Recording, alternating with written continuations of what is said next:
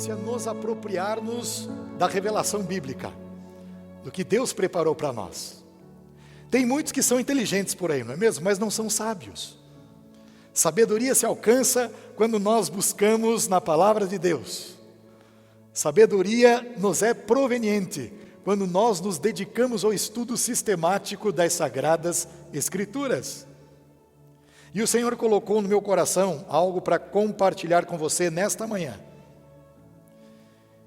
É uma história um tanto quanto, usando a linguagem dos jovens e adolescentes, né? É uma história cabulosa. Contei uma história cabulosa no Eldorado lá no domingo passado. E hoje eu trouxe mais uma história cabulosa. Cabulosa? Que história é essa, pastor? Uma história estranha. Aparentemente essa história nos traz um final feliz. E nós gostamos de histórias com finais felizes, não é mesmo? Ah, como nós gostamos. Mas não gostamos de histórias com finais que a gente olha, mas o quê? É isso? Que estranho, que esquisito, que história triste. E nós vamos falar sobre a estratégia de uma das 12 tribos de Israel. A tribo chamada Dan. Esta tribo, ela recebeu herança pelas mãos do Senhor. Deus instruiu a Josué, antes a Moisés, e Josué de uma forma específica disse: o Senhor ordena a vocês, tribo de Dan, uma dentre as 12. E Josué disse: o Senhor ordena que vocês tomem posse daquela região, que vai da cidade tal e tal e tal, e ele foi enumerando essas cidades, e você vai ver isto, não precisa abrir o texto agora, mas você vai ver lá em Josué capítulo 19, versículo 40. Você tem ali toda uma lista de cidades que Deus ordenou para que Dan, esta tribo, dentre as 12, pudesse conquistar. Só que Dan não se propôs a conquistar aquelas cidades. E é isso que nós vamos conversar hoje. Abra a palavra de Deus em Juízes, capítulo 18. Vamos colocar os nossos olhos em Juízes 18, 1. Então nós temos aqui um versículo para que nós possamos balizar a palavra do Senhor nesta manhã para o nosso coração. Naquela época, não havia rei em Israel. E a tribo de Dan estava procurando um local onde se estabelecer, pois ainda não tinha recebido herança entre as tribos de Israel. Acontece que o autor de Juízes, ele colocou isso talvez de uma forma irônica, porque eles já haviam recebido herança. Um livro antes de Juízes, o livro de Josué, diz claramente, e repito para vocês, capítulo 19, verso 40, lá estava a porção que lhe cabia, que o Senhor tinha lhes concedido. E aí Josué morreu ali aquela geração de Josué, e aqui estamos diante de uma nova geração. E então, os danitas, eles colocaram os olhos e começaram a promover essa conquista. Vamos tentar conquistar essas 18 cidades. 18. Eles conquistaram apenas 2 das 18 que Deus tinha dito: conquistem. Por que eles falharam? Qual foi o problema? Os danitas estabeleceram outros objetivos. Porque aqueles objetivos, ou aquele específico que Deus colocou diante dos seus olhos, para eles não serviu. E sabem por quê? Porque quando Deus providenciou para eles este objetivo, eles puderam assim ficar pensando consigo mesmos: Deus quer que nós saiamos em direção ao litoral que faz fronteira com os filisteus. Tem um filisteu muito famoso que vocês conhecem. Você pode perguntar: qual filisteu famoso que nós conhecemos, pastor? Aquele filisteu com 3,5 metros de altura.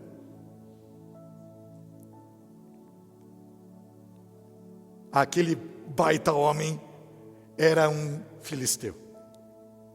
E então, o povo de Deus olha para o que Deus estabeleceu para eles, aquela tribo específica, e diz: o que? Deus quer que conquistemos cidades dos filisteus, homens fortes, homens enormes, homens de guerra.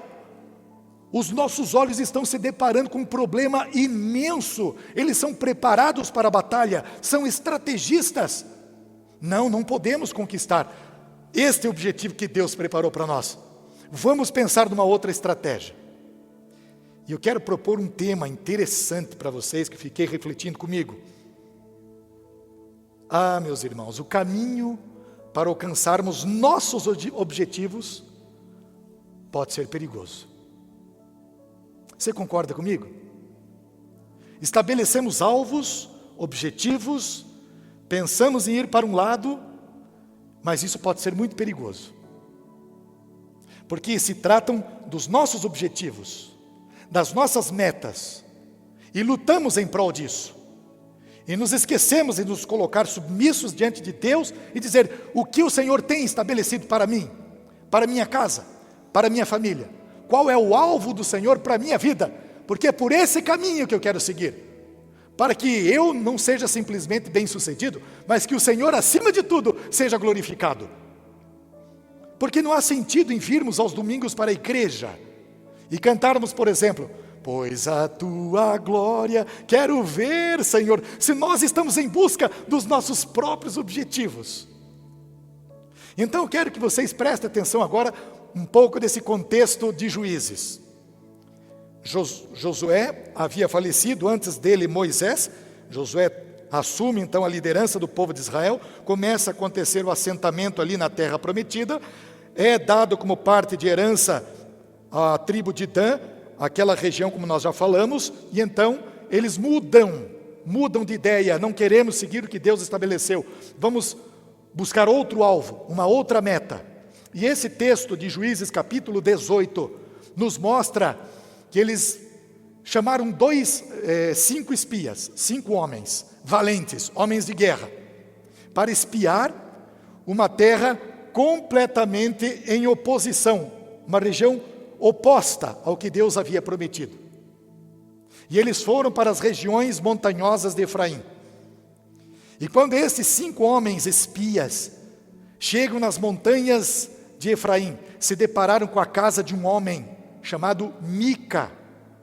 Um nomezinho feio de homem, né? Talvez você se motivou aí, né? Em dar o nome aí de um filho de Mica. Vitor, não faça isso, viu, Vitor? Que decepção. O Vitor está grávido com a Milene. Vocês sabiam disso? Mal casou a Elza do céu. O que eu faço com um menino desse? Ai, Jesus amado. Não dei o nome do meu neto de Mica. Não vou deixar.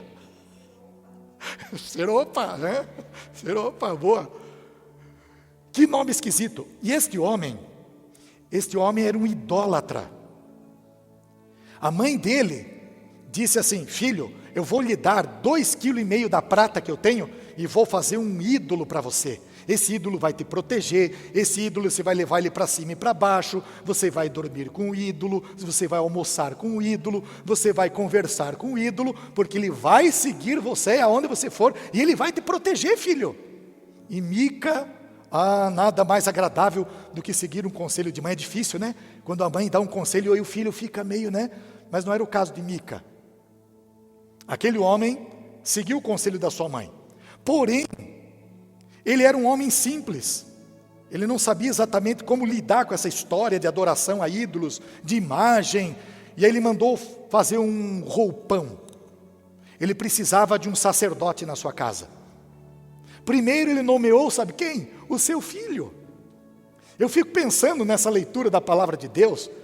Quantos pais não fazem isso, né? Não colocam a autoridade que é dele sobre um filho. E aí acontece o tal do desastre.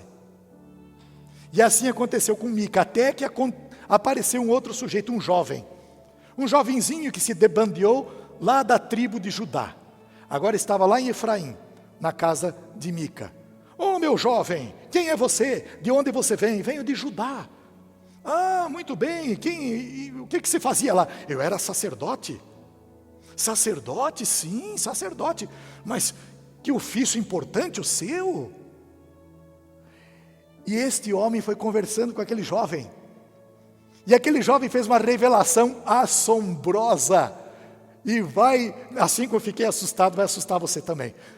A Bíblia diz exatamente quem era aquele jovem. Sacerdote, que saiu de Judá. Ele era nada mais, nada menos que neto de Moisés. Neto de Moisés, ele se chamava Jonatas, filho de Gerson. E ali estava aquele jovem.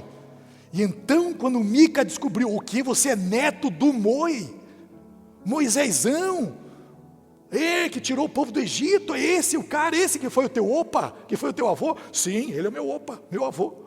Ah, não, você tem que ser o sacerdote da minha casa. Você tem toda essa capacidade de interceder pela minha família. E vou te pagar bem, viu? Pode deixar que eu fico com você, Mica. Eu fico aqui cuidando de você. Destituiu o filho dele rapidinho, né? E colocou lá o neto de Moisés, um jovem.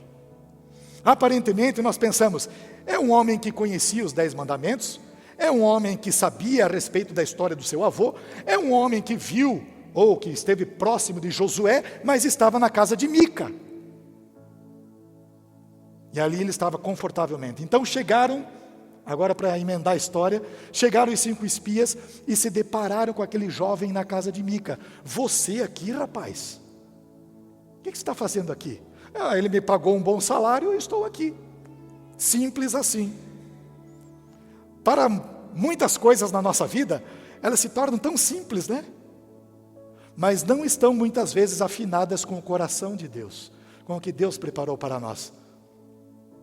Nós, muitas vezes, estamos muito mais propensos a nos apropriar de objetivos que são fáceis para nós, porque aqueles que Deus estabeleceu são complicados de alcançar.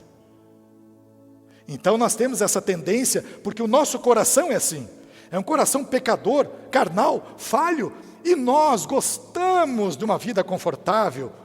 Vamos e venhamos, não é bom uma vidinha confortável? Precisam se levantar injustiças, precisam se levantar situações constrangedoras, e nós estamos vendo isso no nosso país. Estamos vendo a verdade sendo calada, e a mentira está acontecendo pelas ruas, pelas praças, de maneira que o povo tem que se juntar, e tem que fazer alguma coisa, porque está complicado. E isso não é de hoje, isso vem de, meus amados irmãos, é a essência corrompida daqueles que ocupam os altos escalões, os escalões da nossa sociedade. Por isso nós temos que clamar em oração e fazer a nossa parte. E então os danitas estão ali, você é o neto de Moisés. Fique sabendo, nós vamos espiar a terra. Tem uma cidade aqui chamada Laís. Olha que cidadezinha tranquila de conquistar, muito diferente daquelas cidades dos filisteus. Ali em Laís, eles não têm quem os proteja, é um povo pacato, é um povo acomodado, é um povo indiferente, se sai o sol está bom, se cai a chuva está bom, se vem a seca não tem problema, se vem tempos de tempestade não tem o menor problema, é um povo indiferente, um povo vulnerável, um povo que não está aí para nada, porque a terra lhes dá tudo, e eles ficam ali de bracinho cruzado, é cidadezinha boa de conquistar. Será que essa cidade de Laís não tem semelhança com muitas igrejas hoje?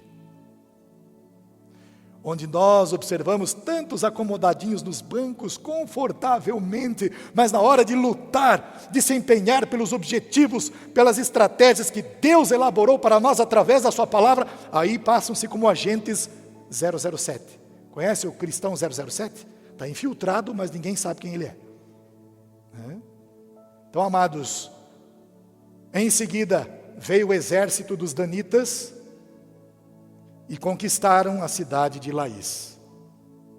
Mas para que isso acontecesse, eles chegaram antes, aquele exército todo agora, depois que os espias voltaram e vieram com o exército à casa de Mica, eles falaram para o jovem sacerdote: por favor, venha conosco.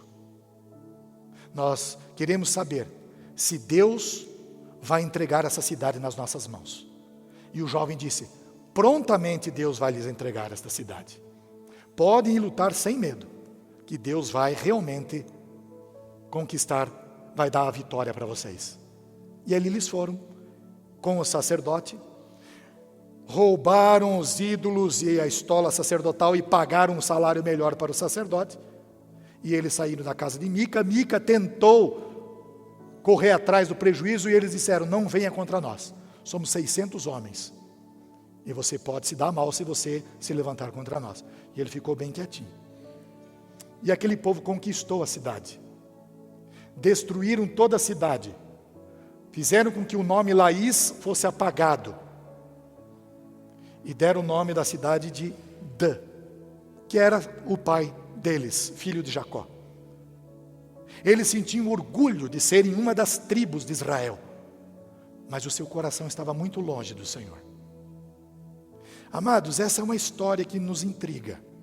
Primeiro, porque eles estruturaram um plano.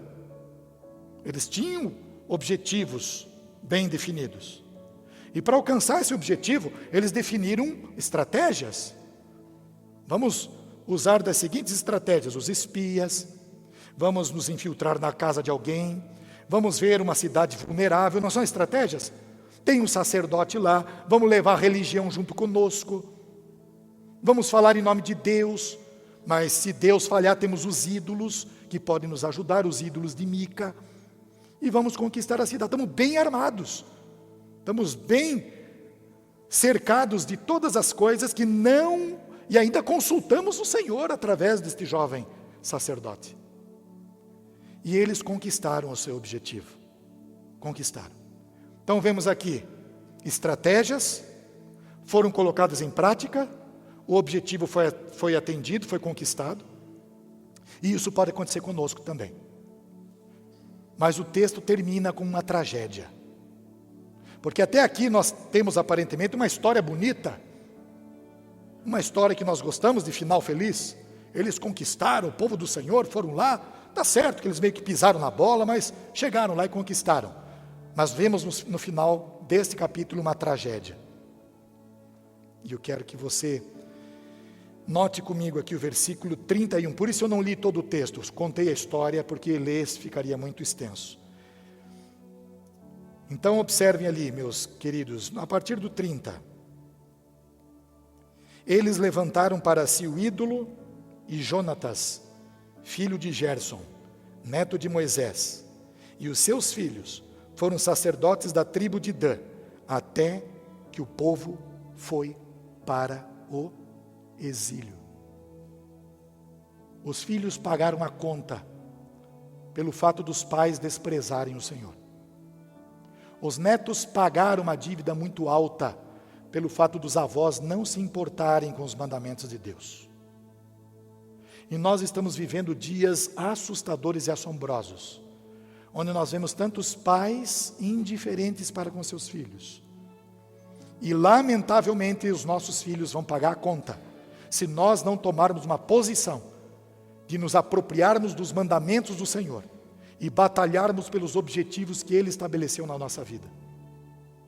Mas essa história é interessante, porque diante destes acontecimentos, vemos sim, que esta história já estava anunciando, com todos os defeitos que essa história possa ter, mas ela já estava apontando para um evento muito superior, para algo muito supremo, para algo que estava além do que os seus olhos poderiam ver e seus corações experimentar, mas que hoje esta revelação pertence a nós, que hoje isso pertence a mim e você.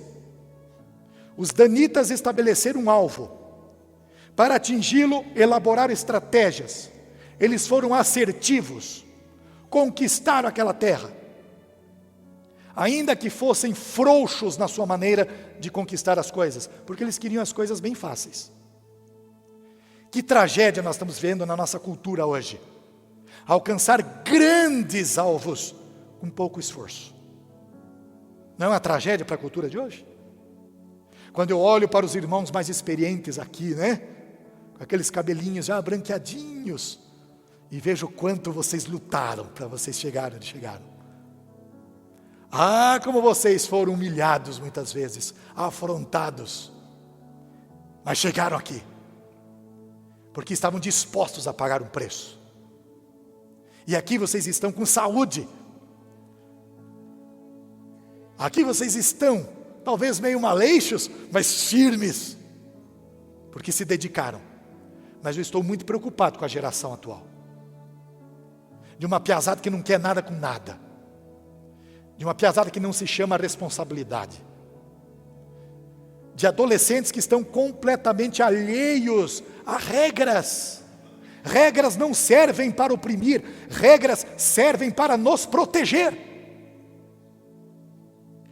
Regras que são estabelecidas e que visam um bem comum. E quando eu falo de regras, eu não quero falar dessas regras absurdas que estão se criando por aí, para oprimir o povo brasileiro. Estou falando das regras e dos mandamentos da palavra do Senhor. Essas regras não nos oprimem, elas nos trazem vida, elas santificam o nosso coração, nos apontam a direção correta em Cristo. Mas quem está se apropriando desses objetivos? Porque o nosso Deus estabeleceu também uma estratégia na eternidade.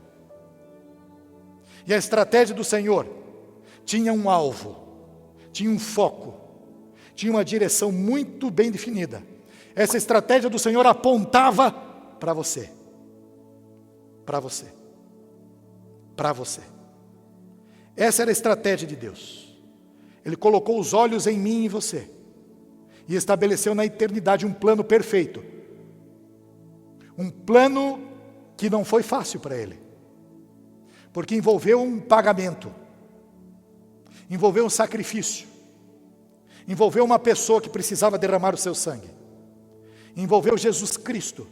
Para que esta estratégia de Deus pudesse se concretizar na tua vida. Isso já aconteceu lá na eternidade. Você que está sentadinho aqui no banco me ouvindo, você que está pelo canal da igreja, saiba que Deus, lá na eternidade, construiu uma estratégia de sangue para alcançar o teu coração. Deus tinha um objetivo bem definido. Deus tinha regras muito bem estabelecidas e balizadas, porque o fundamento era Ele mesmo, e Ele não pode mentir. Ele é o Deus Todo-Poderoso e Supremo. Ele é aquele que estabelece a verdade, o juízo e a justiça. E através do seu único Filho, amoroso, cheio de graça, cheio de majestade, cheio de poder, de brilho e beleza, Jesus Cristo deixa aquele trono nos céus vazio, para encher o teu coração nesta terra de alegria, de esperança, para dizer para você, filho, filha, aquele pecado que você acha que não tem perdão, tem perdão. Tem jeito, meu filho, tem jeito, minha filha. Abra o teu coração, para que você receba do sangue precioso de Jesus na sua vida. Esse foi o objetivo que Deus estabeleceu antes da fundação do mundo. Ele já pensava em mim, Ele já pensava em você. E é maravilhoso saber que nós só poderíamos ser alcançados mediante um pagamento, porque o pecado entrou no mundo através da carne do nosso primeiro pai, Adão, e só poderia ser pago e quitado na carne de um homem, de uma pessoa. Não poderia ser nem eu, não poderia ser nem você. Teria que ser Jesus.